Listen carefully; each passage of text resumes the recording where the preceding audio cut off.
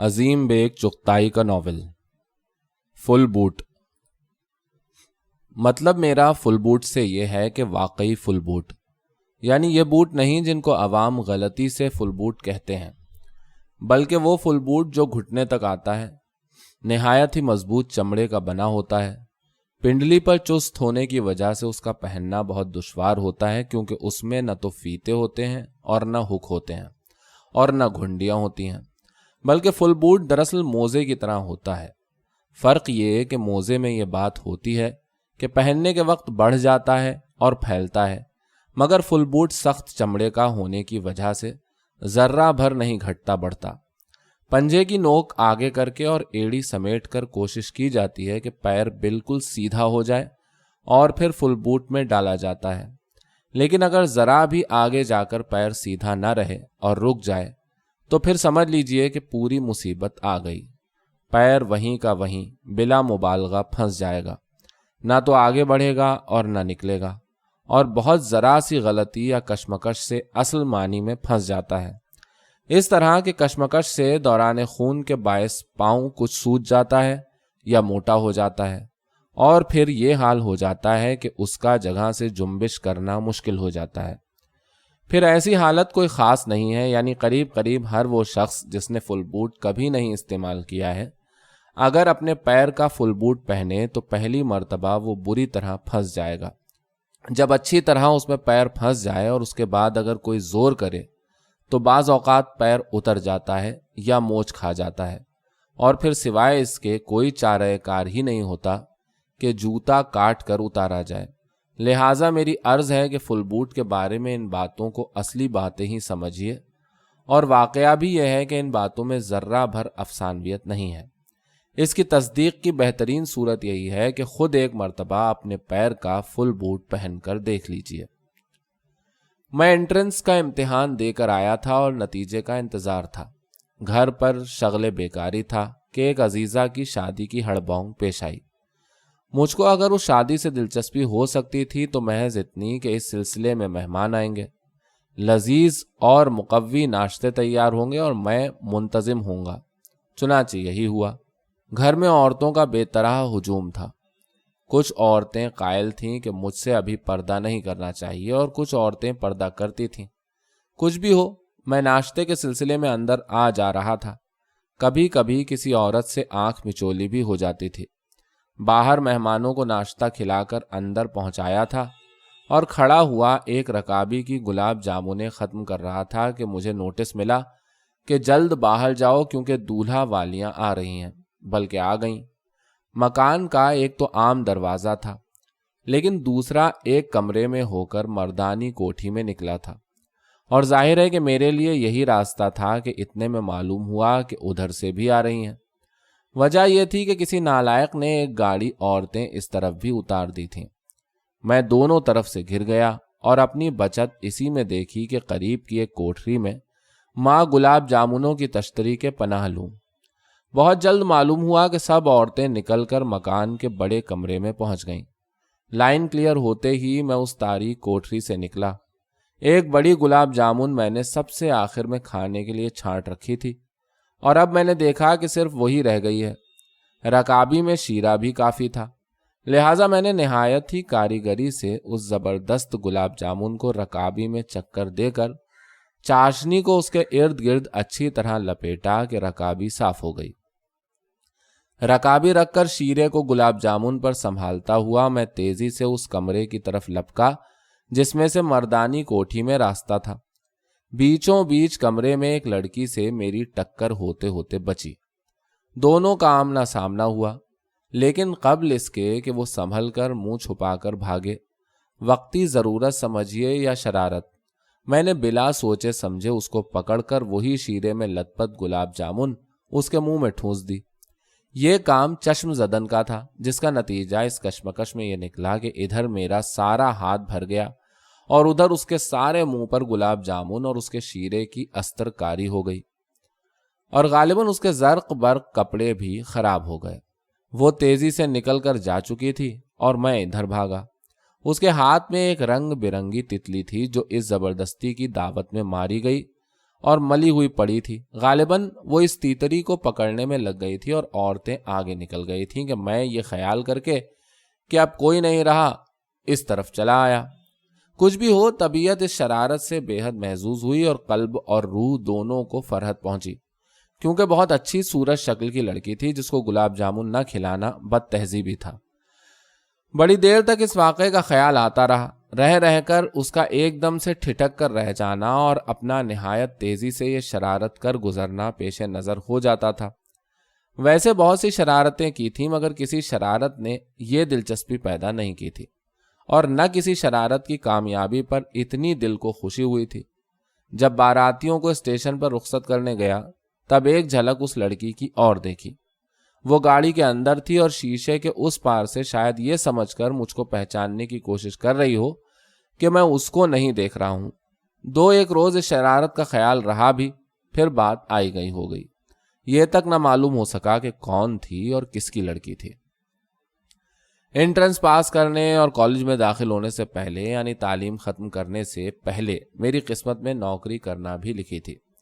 اس کی وجوہات بیان کرنے کی ضرورت نہیں۔ ملازمت بھی ایسی جگہ تھی جو معمولی سا قصبہ تھا اور جہاں دلچسپی کا کوئی ذریعہ نہ تھا سوائے اسپتال کے ڈاکٹر صاحب یا مقامی اسکول کے ایک ماسٹر صاحب۔ لیکن جس محلے میں میں رہتا تھا وہ شریفوں کی بستی تھی۔ غریب مگر محبت کرنے والے لوگ تھے۔ صبح شام میرے کمرے میں آ کر بیٹھتے اور باتیں کرتے۔ بہت جلد ان لوگوں میں بھی جی لگنے لگا۔ ایک روز کا ذکر ہے کہ شام کے وقت ہسپتال پہنچا۔ ڈاکٹر صاحب اپنے کوارٹر کے آگے بیٹھے تھے، دوسرا کوئی نہ تھا۔ میں پہنچ جاتا تو ان کی بھی دلبستگی ہو جاتی۔ مجھے آئے ہوئے زیادہ دیر نہ گزری تھی کہ برابر کے زنانہ اسپتال کی لیڈی ڈاکٹر ان سے کسی مریض کے بارے میں مشورہ لینے آئی۔ وہ بالکل ہی ناتجربے کار تھی اور پاس کرتے ہی اس کا یہاں تقرر ہوا تھا، لہٰذا وہ اکثر ڈاکٹر صاحب سے مشورہ لیتی رہتی تھی۔ ڈاکٹر صاحب نے رسماً میرا بھی اس سے تعارف کرا دیا۔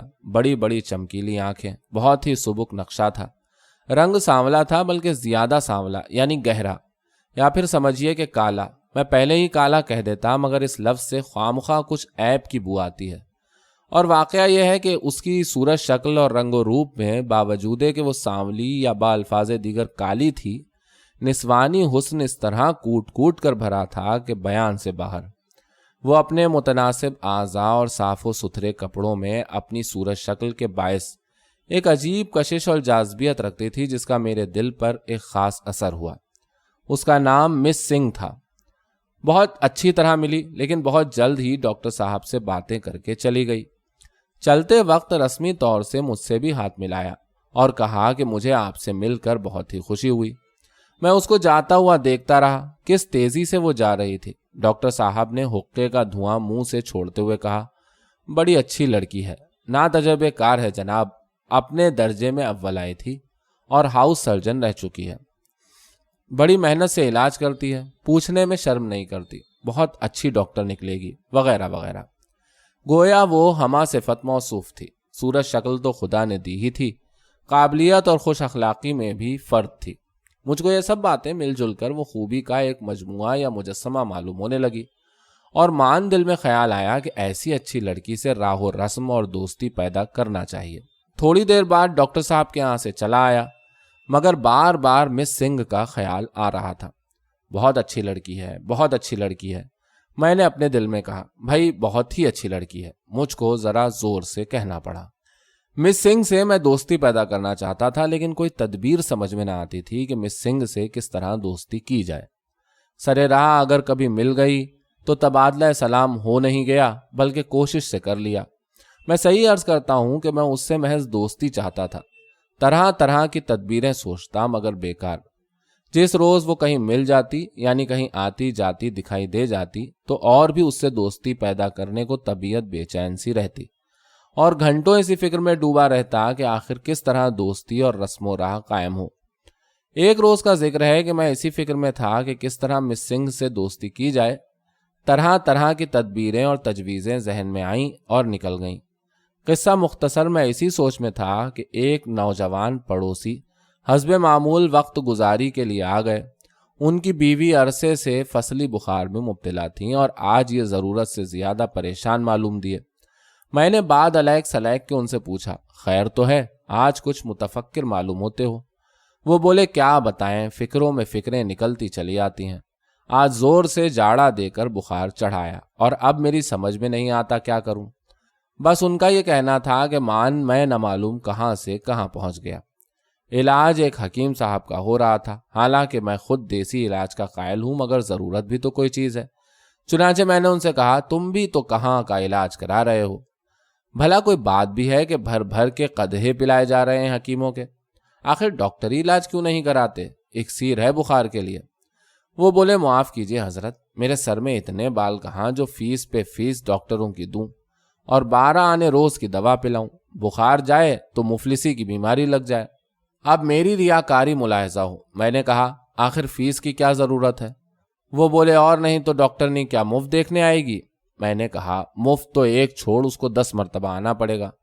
تعجب سے وہ بولے وہ کیسے؟ میں نے کہا برادرم وہ میری ملنے والی ہے، دیکھتے ہو نا روز جاتا ہوں ڈاکٹر صاحب کے ہاں، وہیں سے ملاقات اور دوستی ہو گئی ہے۔ تو کیا تم سمجھتے ہو کہ میں بلاؤں گا تو وہ مجھ سے کوئی فیس لینے بیٹھے گی؟ پھر آخر دوستی ہی کیا ہوئی؟ اور پھر دوا بھی اس کو ہسپتال سے مفت دینا پڑے گی۔ اگر اتنا کام بھی ہم تمہارا نہ کرا سکے تو لعنت ہے ہماری اور اس کی دوستی پر، بس یکے کا کرایہ دے دینا۔ ظاہر ہے کہ ایسی صورت میں انہیں کیا اعتراض ہو سکتا تھا، وہ فوراً راضی ہو گئے۔ میں عرض نہیں کر سکتا کہ اپنی فریب کاری پر میں کتنا خوش ہوا ہوں۔ فوراً کپڑے پہن سیدھا مس سنگھ کے یہاں پہنچا۔ اطلاع کرائی تو اس نے بغیر باہر نکلے ہوئے مقصد دریافت کیا۔ میں نے بتایا تب بھی نہیں نکلی اور کہلوا دیا کہ سواری لے آؤ۔ مجھے بڑی نا امیدی ہوئی، مگر کیا کرتا۔ قصبے میں بہترین اور بدترین سواری رئیسوں کی گاڑیاں چھوڑ کر یکا تھا، وہ یکے پر جاتی تھی۔ یکا آیا ہوا دروازے پر کھڑا رہا، کچھ دیر میں نکلی۔ میں سمجھا تھا کہ مجھ سے اچھی طرح نہ سہی، کم از کم ایسے تو ملے گی کہ معلوم ہو کہ ڈاکٹر صاحب نے تعارف کرایا تھا، اور پھر بعد میں اکثر میں زبردستی سلام کر کے جواب لیتا رہا ہوں، لیکن اس نے تو ذکر تک نہ کیا کہ ڈاکٹر صاحب کے یہاں ملاقات ہوئی بھی تھی یا نہیں۔ یکے پر ایک طرف وہ بیٹھی اور دوسری طرف میں بیٹھا۔ میں نے دل میں سوچا کہ کچھ گفتگو شروع کرنا چاہیے۔ چنانچہ میں نے کہا کہ شاید آپ کو خیال نہیں، فلاں فلاں موقع پر میں آپ سے ڈاکٹر صاحب کے یہاں ملا تھا۔ اس کا جواب اس نے نہایت ہی سرد مہری سے دیا کہ جی ہاں، مجھے یاد پڑتا ہے کہ میں نے آپ کو دیکھا تھا۔ گویا معلوم ہو گیا کہ وہ کچھ مجھ سے بات نہیں کرنا چاہتی۔ مریضہ کے مکان تک پھر میں خاموشی آیا۔ جب وہ اترنے لگی تو آہستہ سے انگریزی میں اس سے میں نے کہہ دیا کہ فیس آپ کی میرے پاس ہے۔ یہ راستے ہی میں کہہ دیا تھا کہ میرے غریب پڑوسی ہیں، ان کے یہاں لیے چل رہا ہوں۔ مریضہ کو اس نے بہت اچھی طرح دیکھا۔ میں خود دوا لینے ہسپتال تک گیا، راستے میں 4 روپے پیش کیے۔ کچھ تکلف سے اس نے کہا کہ میں غریبوں سے پوری فیس نہیں لیتی ہوں، آدھی فیس یعنی 2 روپے لے لیتی ہوں۔ میں نے وجہ دریافت کی تو اس نے کہا کہ اگر غریبوں اور امیروں سے یکساں فیس لی جائے تو وہ ڈاکٹری علاج نہیں کرا سکیں گے، لہٰذا 2 روپے اس نے شکریہ کے ساتھ لے لیے، اور ادھر مجھے اس کی تعریفوں کے پل باندھنے کا گویا حق حاصل ہو گیا۔ جتنی بھی تعریف کی ایک خوبصورت عورت مستحق ہے، اس سے چوگنی تعریف میں نے کی اور صاف صاف کہہ دیا کہ ایسی عالی منش ڈاکٹرنی کم از کم ہماری نظر سے تو گزری نہیں۔ میری طرف سے تو یہ توجہ اور اس کی طرف سے یہ استغنا کہ اس نے میری طرف سے بالکل منہ موڑ لیا، اور مجھے معلوم ہو گیا کہ یہ 2 روپے اور یہ تمام لسانی سچ مچ ضائع ہی گئی۔ چلتے وقت میں نے شکریہ ادا کیا اور مریضہ کا حال کہنے آنے کی اجازت چاہی۔ چنانچہ اس کاریگری سے مس سنگھ کے یہاں آنا جانا شروع کیا، لیکن اس کا رویہ بدستور وہی تھا، نہایت ہی اختصار کے ساتھ جو کچھ کہنا ہو کہہ لیجئے، ورنہ جو ذرا لسانی چھانٹی تو وہ دوسری طرف متوجہ ہی نہیں بلکہ کج اخلاقی سے چل دی۔ اب ذرا میری نالائقی تو ملاحظہ ہو کہ ادھر مریضہ اچھی ہو رہی تھی اور مس سنگھ کے آنے جانے کا سلسلہ منقطع ہوتا نظر آ رہا تھا، اور ادھر ہو رہی تھی مجھے کوفت، لیکن یہ کوفت عارضی تھی۔ مفت کی ڈاکٹرنی اور مفت کی دوا ملے تو آپ ہی خود خیال کیجئے کہ کون نہ علاج کرانے لگ جائے گا۔ نتیجہ یہ کہ ان حضرت کی بیوی کو جو آرام ہوا اور انہوں نے مس سنگھ کی تعریفوں کے پل باندھے تو خدا کے فضل و کرم سے محلے بھر کی نئی بیویاں بیمار پڑ گئیں، اور ان کے احمقوں نے آ کر مجھ سے کہا ادھر میرا یہ حال کہ اندھا کیا چاہے 2 آنکھیں۔ میرے پڑوسی جس طرح محبت کرتے تھے، دراصل اس کو دیکھتے ہوئے ہی میرا فرض یہ تھا کہ ان کی ہر خدمت بجا لاؤں، لہٰذا جس کسی نے بھی مجھ سے کہا میں نے یہی کہہ دیا کہ بھائی وہ میری ملنے والی ہے، جب کہو تب بلا لاؤں۔ میں تمہاری خدمت کے لیے ہر دم تیار ہوں، اور وہ میری ملنے والی اور دوست ہے، اور مجھے قوی امید ہے کہ میں اسے دن میں 10 دفعہ بلاؤں تو اسے بغیر فیس آنا پڑے گا۔ تم شوق سے علاج کراؤ، بلکہ ابھی بلائے لاتا ہوں۔ لہٰذا اس طرح ایک سلسلہ شروع ہو گیا، اور میں نے پڑوسیوں پر احسان پہ احسان کرنا شروع کیا، اور چونکہ میرے پڑوسی میرے کام میں کبھی دریغ نہ کرتے تھے، اور وہ جو کسی نے کہا ہے کہ تالی دونوں ہاتھوں سے بجتی ہے، لہٰذا میں نے بھی مس سنگھ کے یہاں اگر چکر پہ چکر لگانا شروع کیے تو اس پہ تعجب کی بات ہی کون سی۔ دوا لینے جاتا، مریضہ کا نہیں بلکہ مریضاؤں کے حال کہنے جاتا۔ پھر جب کئی مریض ایک ساتھ ہو گئے اور انہیں فائدہ ہوا تو میرے لیے پڑوسیوں کے یہاں سے حلوے پک پک کر آنے لگے، ماں دوسرے تحائف کے۔ اب ان تحائف کو میں اپنے آدمی کے ہاتھ مس سنگھ کے یہاں ایک باضابطہ رقعہ لکھ کر بھیجتا کہ یہ فلاں مریضہ کی طرف سے آپ کی خدمت میں تحفہ ہے، اور میں سفارش کرتا ہوں کہ اسے قبول کیجیے۔ وہ شکریہ کے ساتھ قبول کرتی، مگر زبانی۔ اب میں نے ان تحائف کے سلسلے میں 2 صاحبان کو یہ کہہ کر توجہ دلائی کہ حضرت کوئی عمدہ سا تحفہ بھجوائیے، فیس بیچاری کوڑی نہیں لیتی، مجھے شرمندگی معلوم ہوتی ہے، نہ ہو تو پھر میں ہی کوئی چیز بھیج دوں۔ بات چونکہ معقول تھی لہٰذا سننے والے کے دل کو لگی، اور ان میں سے ایک صاحب نے ہمت کر کے ایک شاندار سینے میں مرغنیات اس مقدار میں سجا کر بہم پہنچائے کہ مس سنگھ کو تحریری شکریہ لکھ کر بھیجنا پڑا۔ اس کے جواب کی حالانکہ کوئی ضرورت نہ تھی، مگر میں نے زبردستی جواب لکھ دیا کہ نہ صرف یہ تحفہ بلکہ شکر گزار مریضہ کے شوہر بے حد ممنون احسان ہوں گے اگر آپ اور کوئی فرمائش بھی ان سے کریں۔ اس نے اور بھی شکریہ ادا کیا۔ پھر اس شکریہ کا میں جواب لکھنے والا ہوا، مگر رہ گیا۔ قصہ مختصر، میں نے جہاں تک ممکن ہو سکا خوب تحفے مس سنگھ کو پہنچوائے، مگر حضرت فیس کا خرچہ اب مجھے کچھ گراں گزر رہا تھا، مگر مجبوری تھی۔ یہ سلسلہ جاری تھا، اور ادھر میرے 100 روپے کے قریب خرچ ہونے پہ آئے، اور ادھر مس سنگھ کو محسوس ہونے لگا کہ مجھ سے دوستی کرنا پڑے گی۔ واللہ عالم وہ مجھے کیا سوچتی ہوگی، مریضوں کا ایجنٹ سمجھتی ہوگی شاید۔ اس بیچاری کو کیا پتا کہ یہ فیسیں میں بھگت رہا ہوں۔ وہ دیکھ رہی تھی کہ صرف میرے ذریعے سے اس کی پریکٹس جم رہی ہے، لہٰذا خواہ اس کو میری توجہ کا جواب توجہ سے دینا پڑا۔ سب کام چھوڑ کر میرے مریضوں کا حال پہلے سنتی، جب پہنچتا اچھی طرح ملتی، خندہ پیشانی سے ملتی، اور میں تمام وہ تعریفیں اس کے کانوں تک پہنچاتا جو ایک مریض ڈاکٹر کے بارے میں کہہ سکتا ہے، بلکہ اس میں خود اپنی طرف سے بھی کچھ جوڑ دیتا۔ چلتے وقت بڑی اچھی طرح سے ہاتھ ملا کر رخصت کرتی۔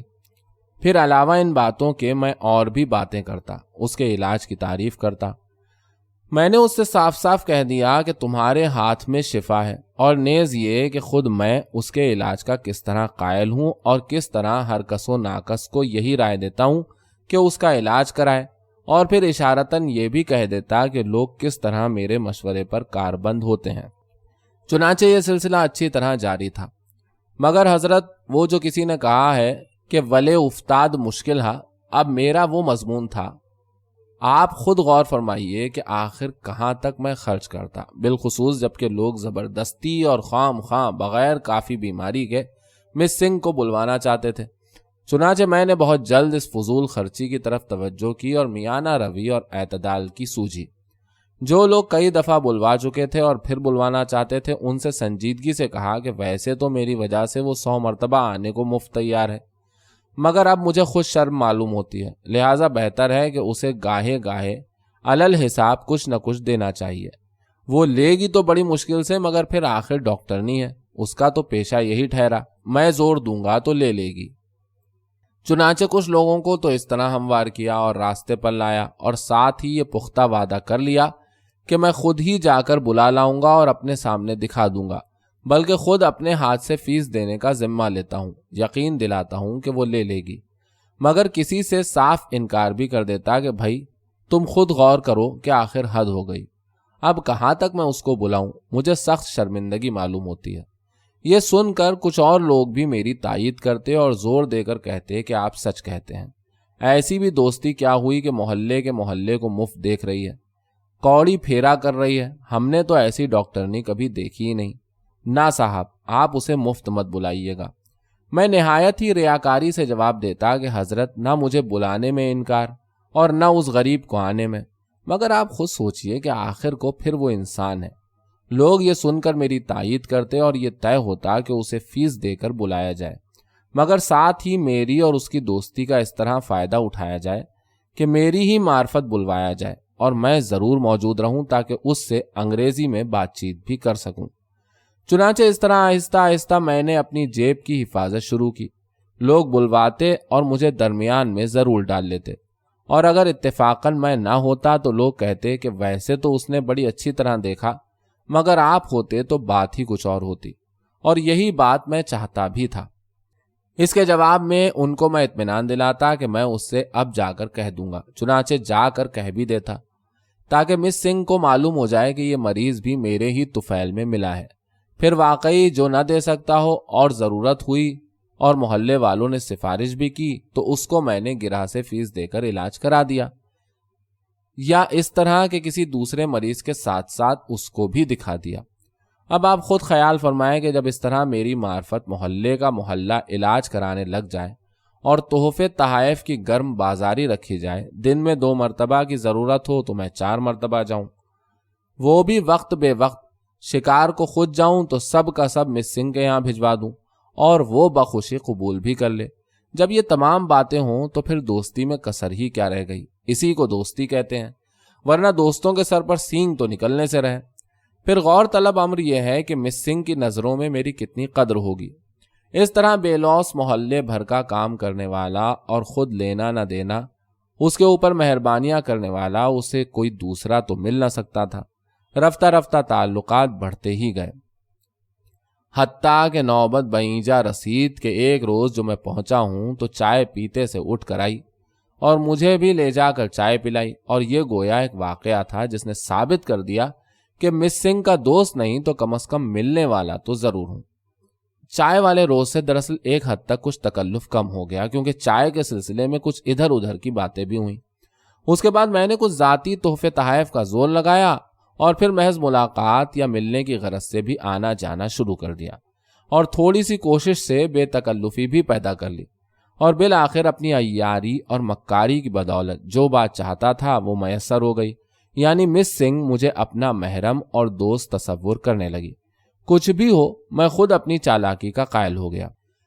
مس سنگھ میری دوست تھی اور میں نہیں بیان کر سکتا کہ مس سنگھ کی دوستی مجھے کس قدر عزیز تھی۔ وہ میری پہلی لڑکی دوست تھی، اور شاید میں اس دوستی کو دنیا کی بہترین نعمتوں میں سے سمجھتا تھا۔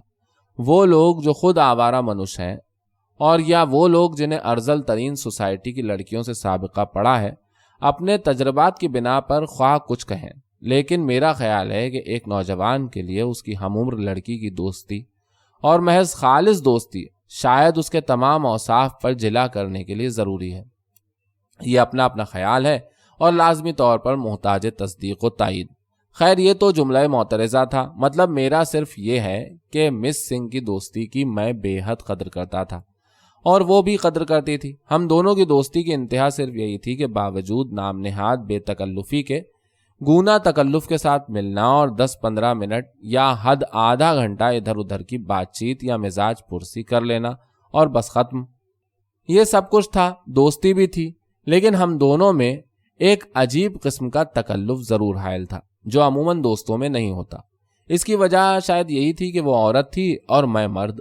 غرض اس تکلف کو میں محسوس کرتا تھا اور یہ کسی طرح جاتا نظر نہ آتا تھا، لیکن ایک واقعہ اس دوران میں ایسا پیش آیا کہ یہ تکلف بھی 1 ہفتے کے قلیل عرصے میں بالکل جاتا رہا۔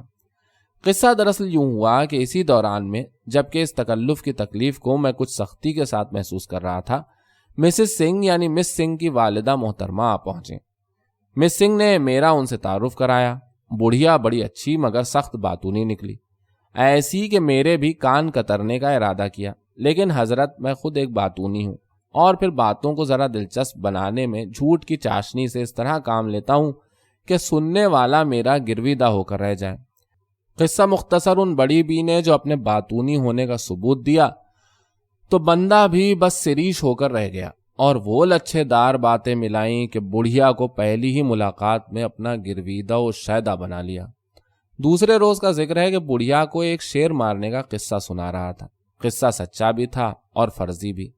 سچا اس وجہ سے کہ یہ شیر دراصل بھائی صاحب نے مارا تھا اور میں خود مرغیاں مارنے پیچھے ہی دانستہ رہ گیا تھا، کیونکہ واقعہ یہ ہے کہ شیر کے حملے کا خیال ذرا مجھے بار خاطر ہوتا ہے بلکہ ناپسند ہے۔ اس قصے میں مسز سنگھ اور مس سنگھ یعنی ماں بیٹیاں دونوں بڑی دلچسپی لے رہی تھیں۔ کس طرح مس سنگھ اپنی ٹھوڑی کے نیچے اپنا ہاتھ رکھے ہوئے انہماک سے قصہ سن رہی تھی۔ خاص موقعوں پر مس سنگھ کی پرنور آنکھیں تعجب سے چمکنے لگتی تھیں۔ بڑی بی اپنے ہونٹوں سے مختلف سائز کے جلدی صفر بناتی جاتی تھیں۔ پھر مس سنگھ کو جو کچھ دلچسپی اس قصے میں آ رہی تھی، بڑی بی اس قصے میں بڑی دلچسپی لے رہی تھے۔ بھائی صاحب کی جگہ میں نے اپنے آپ کو رکھ کر جو قصہ بنایا تو وہ واقعی بے حد دلچسپ ہو گیا، اور پھر اس میں جگہ مبالغے سے کام لیا تو پھر تو وہ ایسا ہو گیا کہ بخوف طوالت اس کو یہاں درج نہیں کرتا، ورنہ تھا تو اسی لائق۔ اس دلچسپ قصے کی میں اس نوبت پر پہنچا کہ میں نے شیر کے گولی دی ہے اور وہ زخمی ہو کر دہاڑا ہے کہ اتنے میں خان صاحب نے اطلاع دی کہ کھانا میز پر لگ گیا۔ میں نے فوراً قصہ چھوڑ گھر جانے کی اجازت چاہی، بلکہ 2 لفظوں میں قصہ ختم کر دیا اور نہایت ہی سرسری طور پر اپنے زخمی ہونے کی اور شیر کے مارے جانے کی کیفیت بیان کرنا چاہی تو بڑی بی نے مجھے پکڑ لیا اور کہا کہ پورا قصہ سنے بغیر میں نہیں جا سکتا اور مجھے کھانا پڑے گا۔ میں نے اور بھی معذرت چاہی اور قصے کو ختم کرنے کے لیے وہ زخم بھی گھٹنے کا دکھانے کو تیار ہوا جو شیر نے مجھے پہنچایا تھا، مگر ماں بیٹیاں دونوں کی دونوں سچ مچ مجھے زبردستی پکڑ کر گھسیٹ لے گئیں، یہ کہہ کر کہ پورا کا پورا قصہ مفصل کھانے کی میز پر سنیں گے۔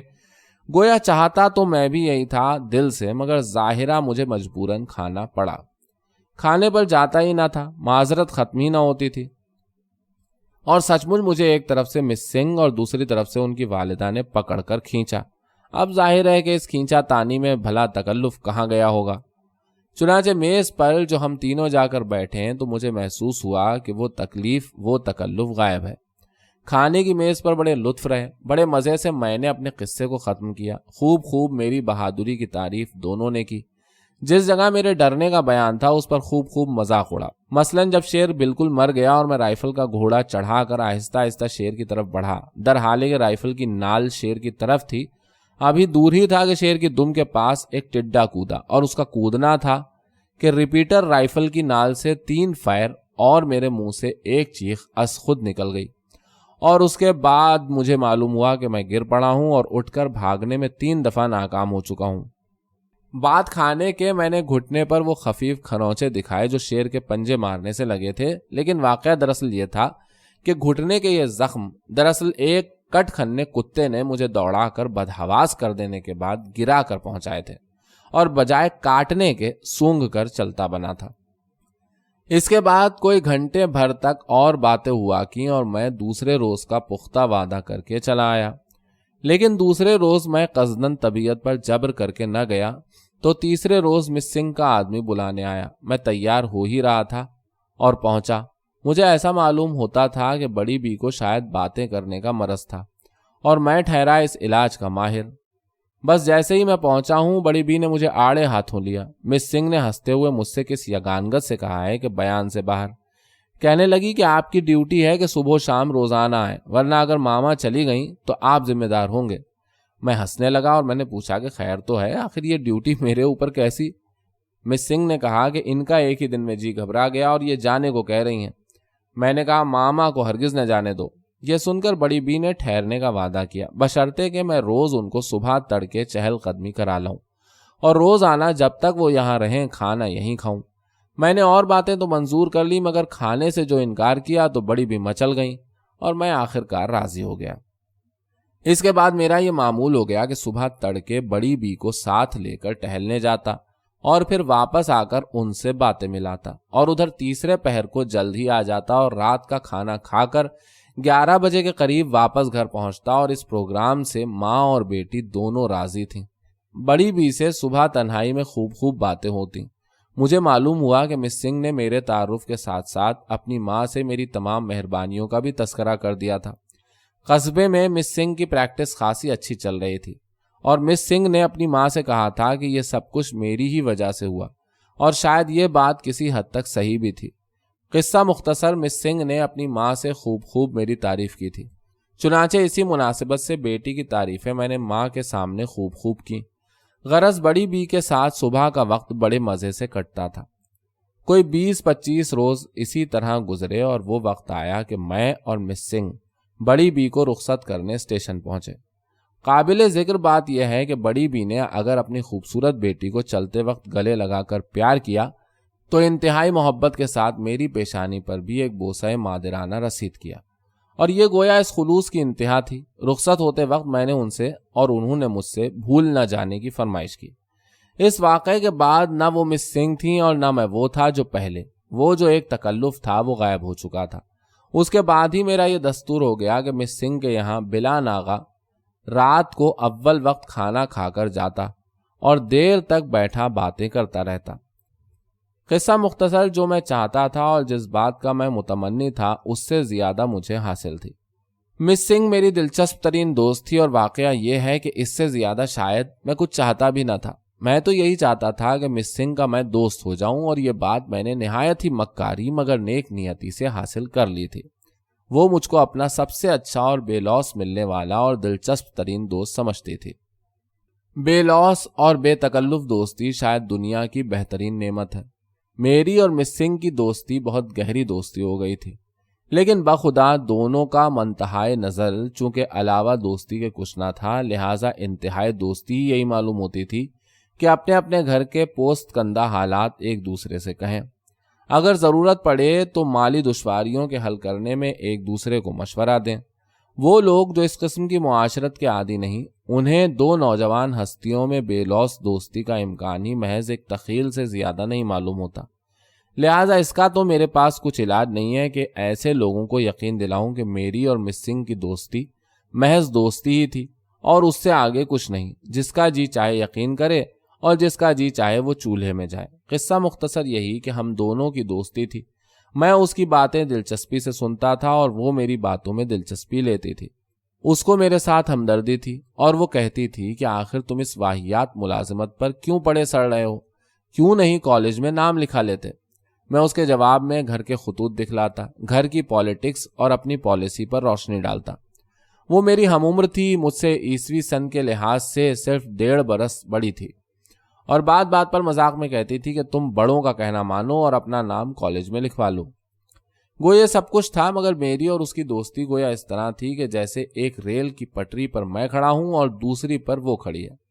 دوستی کا مقررہ فاصلہ جو دونوں پٹریوں کے درمیان تھا وہ جہاں تک نظر جاتی تھی یکساں اور برابر چلا گیا تھا، اور یہی معلوم ہوتا تھا کہ دوستی کے مقررہ فاصلے میں کمی یا بیشی ہوئی تو دوستی کا انجن ڈیریل ہو کر یعنی پٹری پر سے اتر کر لوٹ جائے گا۔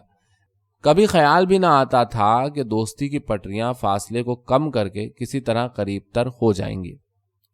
اگر ایک دوست دوسرے دوست سے روزانہ ملے تو کوئی تعجب کی بات نہیں، اور پھر ساتھ ہی اگر روزانہ کا دستور باندھ کر اوقات کا پابند ہو جائے تب بھی کوئی تعجب کی بات نہیں، اور پھر اگر وہ اس وقت کے آنے کا سختی سے منتظر رہے کہ کب وقت آئے اور کب میں جاؤں تو یہ بھی کوئی غیر معمولی بات نہیں۔ چنانچہ یہی حال میرا تھا کہ جب مس سنگھ کے یہاں جانے کا وقت آتا تو ایک ایک منٹ بھاری معلوم ہوتا، اور اپنے دلچسپ دوست کو دیکھنے اور اس سے ملنے اور دلچسپ باتیں کرنے کے لیے ایسا جی چاہتا کہ بعض اوقات نہیں بلکہ بسا اوقات بے بس ہو کر یہی جی چاہتا کہ اپنی گھڑی میں زیادہ بجا لوں۔ پھر رفتہ رفتہ یہ صورت یہاں تک ترقی کر گئی کہ الانتظار اشد من الموت کے اصلی معنی سمجھنا ممکن ہو گئے۔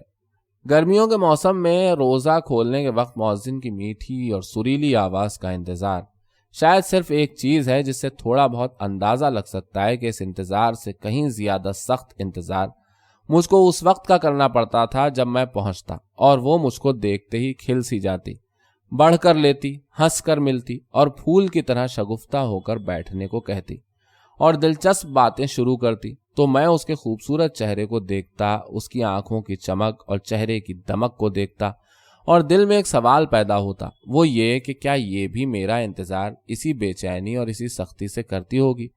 کیا اس کو بھی میری طرح بے تابی اور بے قراری ہوتی ہوگی کہ کب میرا عزیز دوست آئے اور کب میں اس سے ملوں؟ میں دل میں ان باتوں پر غور کرتا، دل گواہی دیتا کہ ضرور بے ضرور یہ بھی تیری طرح منتظر رہتی ہوگی، اس کو بھی انتظار رہتا ہوگا کہ میں کب اس سے ملنے آؤں، مگر پھر دل ہی میں سوال پیدا ہوتا کہ اس کا ثبوت، اس کی تصدیق، دل اس کا جواب دیتا کہ صورت ببی حالت مپرس، مگر یہ شہادت پھر از خود کمزور معلوم ہوتی اور پھر مجھے الجھن سی ہونے لگتی۔ چنانچہ تھوڑے ہی دنوں بعد مجھے ہر وقت کوریت سی رہنے لگی کہ کسی طرح مس سنگھ کے دل کا حال معلوم کروں، کسی طرح معلوم ہو جائے کہ مس سنگھ کو بھی میرا بے چینی سے انتظار رہتا ہے یا میں ہی اس سے ملنے کے لیے گھڑیاں گنا کرتا ہوں۔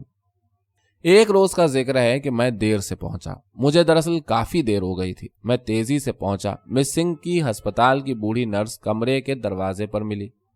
میں چیک اٹھا کر کمرے میں داخل ہونا ہی چاہتا تھا کہ اس نے نہایت لاپرواہی سے مجھ سے کہا، کہاں رہ گئے تھے؟ آج مس صاحبہ تمہارا بڑا انتظار کرتی رہیں۔ 3 مرتبہ باہر نکل کر انہوں نے دیکھا اور پھر آخری مرتبہ تو ہسپتال کے دروازے تک گئیں اور دیر تک کھڑی رہیں۔ آپ خود اندازہ لگائیے کہ یہ باتیں سن کر میری کیا حالت ہوئی ہوگی۔ وہ بات جس کو معلوم کرنے کے لیے میں 8 پہر بے چین رہتا تھا مجھے معلوم ہو گئی۔ نرس سے تو میں نے کچھ نہ کہا اور کمرے میں داخل ہوا، اور ویسے ہی مس سنگھ داخل ہوئی۔ میں بیان نہیں کر سکتا کہ نرس کی زبانی یہ جملے سن کر میری کیا حالت ہو گئی تھی۔ لپک کر پہلے سراہی سے پانی لے کر پیا، پھر صاحب سلامت کی۔ یہ باتیں نرس کی زبانی سننے کے بعد جواب میں مس سنگھ کو دیکھتا ہوں تو اس کا چہرہ مجھے بالکل ہی مختلف جذبات کا آئینہ معلوم دیا۔ میں اس کو عجیب طرح دیکھ رہا تھا۔ شاید وہ سمجھ گئی، کیونکہ اس نے نرس کی باتیں جو وہ مجھ سے کر رہی تھی سن لی تھی۔ میں نے کرسی پر بیٹھتے ہوئے کہا، مس سنگھ۔ اس نے میری طرف دیکھا اور میری آواز اور میرے چہرے سے اس نے میرے دل کی حالت کا شاید پتہ لگا لیا۔ چنانچہ غیر معمولی تکلف اور خاموشی کے ساتھ اس نے میری طرف دیکھا۔ میں نے اس کی طرف دیکھ کر پوچھا، مس سنگھ تم میرا سختی سے انتظار کر رہی تھی؟ مجھ کو بار بار دیکھنے گئیں؟ اتنا کہہ کر مجھے ایک دم سے رکنا پڑا کیونکہ اس نے سر نیچا کر لیا تھا۔ میں نے پھر سلسلہ کلام جاری کیا اور کہا، اور جب انتظار کرتے کرتے تھک گئیں تو پھاٹک تک گئیں اور پھر وہیں کھڑی رہیں میرے انتظار میں؟ میں نے اپنا جملہ پورا کیا اور غور سے مس سنگھ کی طرف دیکھا۔ اس نے کوئی جواب نہ دیا، صرف مجھے دیکھا، مگر کس طرح؟ بالکل اسی طرح جیسے ایک ملزم مجسٹریٹ کو دیکھتا ہے جس پر اس نے عینی اور ناقابل تردید شہادت کی بنا پر فرد جرم لگا دی ہو۔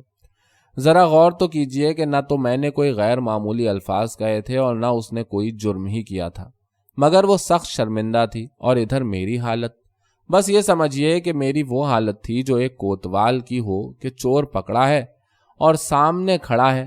میں بہت دن سے اسی فکر میں تھا، اسی طاق میں تھا، اور آج آخرش بڑے چور کو پکڑا۔ میں نے کچھ خوش ہو کر کامیابی کے لہجے میں کہا، یقین کرنا میرا بھی یہی حال ہوا۔ اتنی تیزی سے یہاں آیا ہوں کہ اول تو ایک صاحب سے موڑ پر ٹکر ہو گئی اور ان کے دودھ کی کلیاں میرے کوٹ پر گری۔ اس کو پہنچتا چلا آ رہا تھا کہ ایک سوتے ہوئے کتے پر پیر پڑ گیا اور میں بے طرح پھان پڑا۔ میں خود ہنس رہا تھا اور وہ بھی ہنس رہی تھی۔ میں نے اپنے کوٹ پر دودھ کے دھبے دکھائے اور اس نے خوب ہنستے ہوئے پوچھا، پھر کتے نے کاٹا تو نہیں؟ میں نے مذاقیہ لہجے میں کہا، کاٹا تو نہیں، خیر گزری، مگر خفا بے حد ہوا۔ وہ یہ سنتے ہی کھلکھلا کر ہنس پڑی اور پھر اس نے کتے پر گرنے کا ایک اپنا واقعہ اس دلچسپی سے بیان کیا ہے کہ خود ہنستے ہنستے لوٹ گئی اور میں بھی خوب ہنسا، اور وہ حالت جاتی رہی۔ دیر تک بیٹھا، ادھر ادھر کی باتیں کی اور واپسی کے وقت انتظار کرانے کی معذرت کر کے یہ بھی کہہ دیا کہ مجھے خود تمہارے یہاں آنے کی سخت جلدی رہتی ہے۔ جب واپس گھر پہنچا تو عجیب طرح کے اطمینان کا احساس تھا۔ جس بات کی سخت کریت تھی اس کو معلوم کر لیا تھا۔ اس کے بعد پھر جب مجھے جانے کی جلدی ہوتی تو عجب لطف آتا، یہ خیال کر کے کہ مس سنگھ بھی میرا سختی سے انتظار کر رہی ہوگی۔ لیکن یہ واقعہ بھی میں صحیح عرض کرتا ہوں کہ ہماری دونوں کی دوستی میں کسی خاص سمت کو اٹھتا ہوا قدم بالکل نہ معلوم ہوا، حالانکہ واقعہ کچھ اور ہی تھا۔ اس کے بعد شاید طرفین کے خلوص کی ایک دوسرے کے دل میں اور بھی زیادہ وقت ہو گئی۔ پتہ چل گیا کہ وہ دل سے میری دوستی کی قدر کرتی ہے اور میری اور اس کی دوستی ان الفاظ کی شرمندہ احسان نہیں کہ وہ مجھ سے کہے، کہاں تھے، بڑا انتظار دکھایا۔ اس کا علم ہونا کہ ایک دوسرے کا منتظر رہتا ہے اور وہ بھی بے چینی سے، دراصل آپس کی دوستی کے نہ صرف قیام بلکہ استحکام کی صورت پیش کر رہا تھا، بلکہ کر چکا تھا۔ اس کے آئندہ امکانات سے کم از کم شاید نا تجربے کاری کی وجہ سے میں تو قطعاً بے خبر تھا۔ دنیا کی عزیز ترین چیز کی قیمت اگر معلوم ہو جائے تو اس کی قدر اور عزت زیادہ ہو جائے، مگر چیز جوں کی توں رہتی ہے۔ اسی طرح اس واقعے کے بعد ہی ہماری دونوں کی دوستی کا حال بھی بدستور ہی تھا۔ سوائے اس کے کہ ایک فرق محسوس ہوا، اور وہ یہ کہ ہم دونوں بے تکی باتیں کرنے لگے۔ باتیں تو اللہ کے فضل سے ویسے ہی کیا کم ہوتی تھیں، پھر بے تکی بھی ہوتی تھیں، مگر کم از کم اتنا بے تکا پن تو نہیں ہوتا تھا کہ یہ تک پتہ نہ چلے کہ کیا بات تھی اور کیا معاملہ۔ اور یہ بے تکی باتیں دراصل ایک مصیبت سی ہو کر رہ گئیں۔ کس قدر ہم دونوں لغو اور فضول باتیں کرتے تھے، اور پھر باتیں کرنے میں یہ نہیں دیکھتے تھے کہ آخر کیا باتیں ہیں اور ان کا مقصد کیا ہے۔ کچھ اس سے بحث نہیں، بس ہوئے چلی جا رہی ہیں۔ نتیجہ یہ کہ کہاں تک ایک دوسرے کی باتوں پر غور کرے۔ بدل جائے مجبوری، باتوں کو غور سے سننے کے بجائے آواز کو تو محض سننا شروع کیا اور حرکات و سکنات سے دلچسپی لینا شروع۔ میں ہنستا تو نہ اس وجہ سے کہ مس سنگھ نے کوئی بات ہنسی کی کہی ہے، بلکہ محض اس لیے کہ مس سنگھ کو خود ہنسی آئی ہے، اور ہو نہ ہو یہ بات ضرور ہنسی کی تھی۔ کچھ پتہ نہیں کہ بات کیا تھی اور کدھر نکل گئی، یہی اس کا حال ہوتا۔ مگر اصل حماقت کا علم جب ہوتا جب بات کرنے والا سوال کر بیٹھتا، یا بیان کر وہ بات کے حوالے سے کچھ پوچھ بیٹھتا۔ مان یہ احساس ہوتا کہ بات کرنے والے کو پتہ چل گیا کہ میں بجائے بات غور سے سننے کے دراصل بات کرنے والے کی شخصیت میں منہمک تھا۔ اس بات سے کچھ شرمندگی سی معلوم ہوتی اور نتیجہ خاموشی یا ایک احمقانہ سکوت۔ پھر اس احمقانہ سکوت کو توڑنے کے لیے نیا سلسلہ شروع ہوتا، اور وہ بھی خدا کے فضل سے بالکل ہی الل ٹپ۔ مثلاً یہ کہ ذرا گلا صاف کر کے ایسے موقع پر میں نے کہا، یہ میز پر انگلی گھستے ہوئے، رنگ اڑ گیا اس کا۔ مس سنگھ نے کہا، میں تو ان رنگ سازوں سے تنگ ہوں۔ صدر سے منظوری آئے 1.5 مہینہ ہو گیا اور کوئی رنگ ساز ہی نہیں آتا۔ اب کوئی بیمار پڑے رنگ ساز تو دیکھا جائے گا۔ وہ بھی ہنس رہی ہے اور میں بھی ہنس رہا ہوں، اور اب رنگ سازوں اور ساتھ ہی ساتھ اسی قسم کے لوگوں کا ذکر شروع ہو گیا، اور محسوس کیا کہ سکوت احمقانہ کے مخمصے سے خوب نکلے۔